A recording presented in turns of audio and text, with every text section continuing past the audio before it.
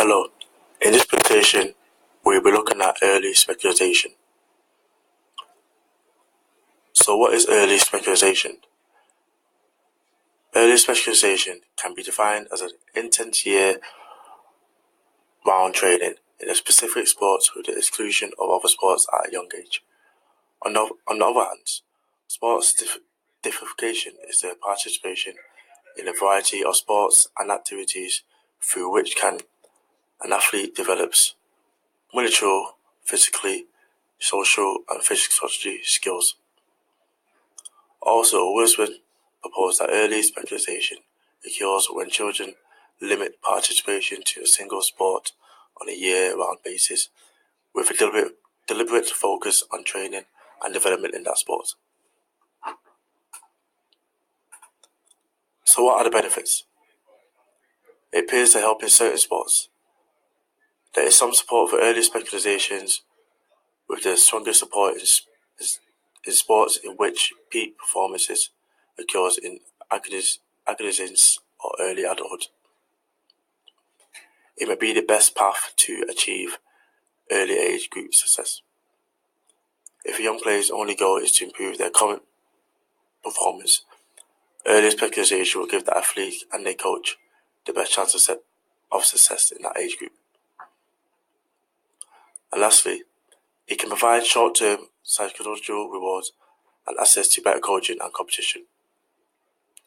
Early sports success, such as by making a specific team, can lead to increased self-esteem and motivate the athlete as he or she continues in the sport. So what about the drawbacks? It can interfere with a healthy child development by increasing social inclusion. Can hurt rather than help skill development by limiting the range of motor skills developed. It can lead to overuse injuries, can shorten athletes' careers, increases the chances that the child will suffer burnout and quit sport, and lastly, reduces the chance that children will stay active in sports as adults.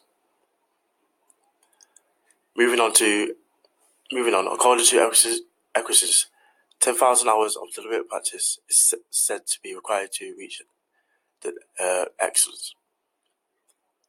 This can mean dominant specific focus on improvement of performance, no interfering motivating, measured, tested and evaluated at all times. Thomas Cuser says that there is a rule that has been explicit and observed in several activities beyond chess, including sports. Utilizing this theory, it can be concluded that in order for athletes to be at their best at a particular skill or sport, they need to start early with a skill developed and practice very specific activities to improve their strengths and reduce their weaknesses. Sports that require an repetitive motion, like golf, tennis, or swimming, appear to have the greatest likelihood of applying deliberate practice for expertise development. We'll take Lionel Messi as an example. Lionel Messi peaked at a young age for Barcelona. Lionel Messi made his debut on 16th of October against Espanyol, coming in the 82nd minute at 17 years old. He became the youngest ever player at that time to play for Barcelona. Now, Lionel Messi has gone on to make 764 appearances for Barcelona, won the best player in the world in the record 5 times, and been labelled the best player to ever play football. Messi is also La Liga's all-time top scorer with 349 goals, and the Argentinian is Barcelona's all-time top scorer with 507 in all competitions. So Lionel Messi is a good example of, yes, he did peak at an early age, but he's carried on to be at the greatest and to be at elite. Thank you very much for listening.